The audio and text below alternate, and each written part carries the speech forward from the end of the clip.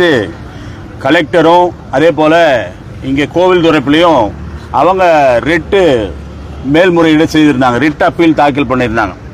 அதனுடைய அடிப்படையில் இன்றைக்கு 2 நீதியரசர்கள் அமர்ந்துள்ள அந்த டிவிஷன் பெஞ்சில் இன்றைக்கு அந்த வழக்கானது இப்போ நடந்து முடிஞ்சது. அதில் அந்த ரிட் அப்பீலில் அரசு தரப்பில் கேட்டிருந்தாங்க, அந்த 1ஆம் தேதி தீர்ப்புக்கு தடை விதிக்கணும், ஸ்டே விதிக்கணும் அப்படி சொல்லிட்டு கேட்டிருந்தாங்க. ஸ்டே கிடையாதுன்னு சொல்லிட்டார் மேதகு நீதியரசர்கள், ஸ்டே கிடையாது அப்படி சொல்லிட்டாங்க. 2வது இந்த கண்டெம்ப்டினுடைய விஷயமும் நாங்கள் தலையிடுறதுக்கு இல்லை, நேற்றுக்கே அந்த விஷயங்கள் எல்லாம் முடிந்து விட்டது அப்படி சொல்லியிருக்காங்க.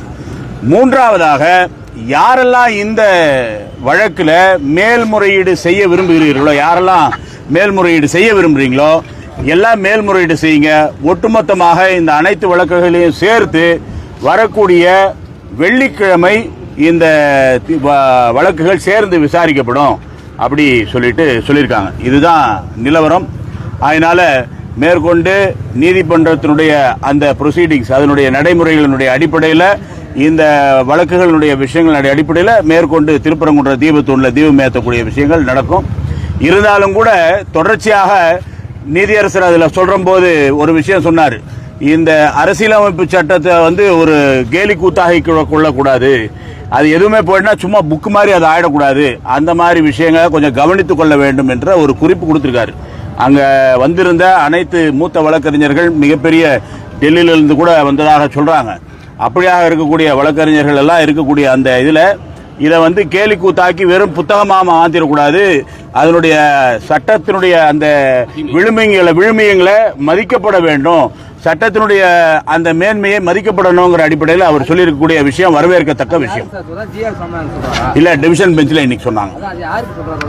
அவர் பொதுவாக சொல்றாரு, வெறும் கான்ஸ்டிடியூஷனை அது ஜஸ்ட் லைக் தட் ஒரு புக்கா கருதிடாதீங்க, அதனுடைய விஷயங்களை மதிக்கணும் அப்படின்னு சொல்றாரு.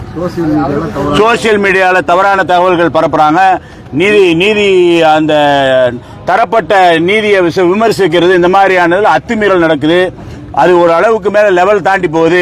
இந்த விஷயங்கள் அதை கேலி கூத்தாக்கிட கூடாது அப்படி சொல்லிட்டு சொல்றாங்க. அவசரம் காட்ட வேண்டாம், இப்போ அது கொஞ்சம் முன்னாடியே எடுத்துக்கலாமோ அப்படி ஒரு நிலையை நீதிமன்றம் இல்ல, அது நீதிமன்றத்தினுடைய நடைமுறைகள்ல அந்த விஷயங்கள் எப்போ அது வருமோ அது மாதிரி தானே பண்ண முடியும். ஏன்னா நீதியரசர்கள் அவங்களுடைய கண்ணோட்டத்தில் பாதிப்பாங்க, நீதியினுடைய கண்ணோட்டத்தில் தான் இந்த விஷயத்தை அணுக முடியும் இல்லையா. அதனால இப்ப நடந்து முடித்திருக்கக்கூடிய விஷயங்களும் கூட நல்லதுதான். ஒட்டுமொத்தமா என்னெல்லாம் அப்பீல் இருக்கோ எல்லாமே வாங்க பார்த்து இதை ஃபைனலா வெள்ளிக்கிழமை நாம பேசுவோம் அப்படிங்கிற அடிப்படையில் நீதியரசர்கள் சொல்லியிருக்காங்க.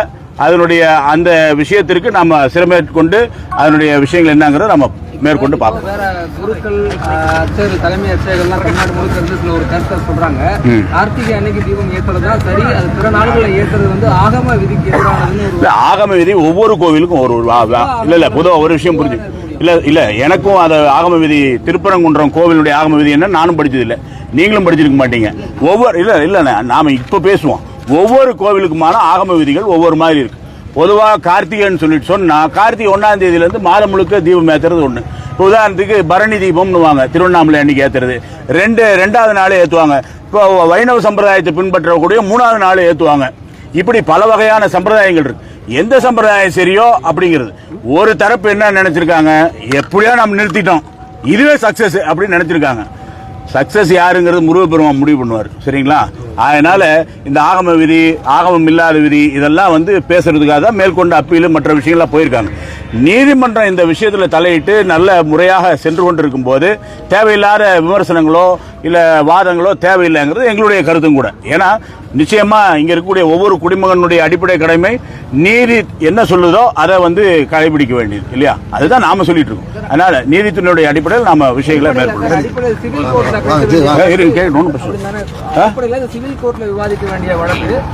இல்ல இங்க வந்தாச்சு சார், என்ன சார் சிவில் கோர்ட்னு சொல்றீங்க?